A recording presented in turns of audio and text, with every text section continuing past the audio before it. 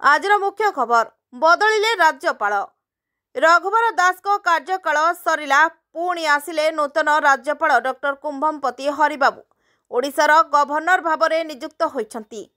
Bharatiya Janata party नेता एवं प्रसिद्ध राजनीतिक व्यक्तित्व डॉक्टर के हरिबाबू ओडिशार नूतन गवर्नर भाବରେ नियुक्त होइछंती।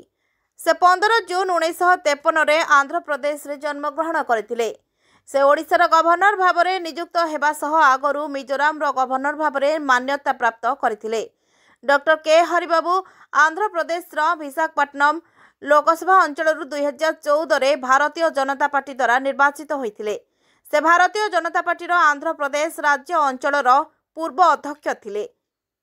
तांको गवर्नर भाବରେ नियुक्ति एक ऐतिहासिक घटना, कारण से प्रथमे आंध्र प्रदेश रो विभाजन परे एही स्थान को प्राप्त हेबा सहित एही दिगरे एक नूतन उदाहरण सृष्टि करिसंती।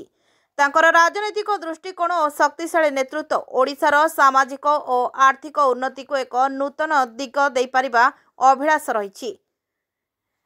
एही राजनैतिक माहौल एवं गवर्नर तालिका रे तांकर नूतन भूमिका को नहीं एक प्रतिकूल भावे देखा जाउछि।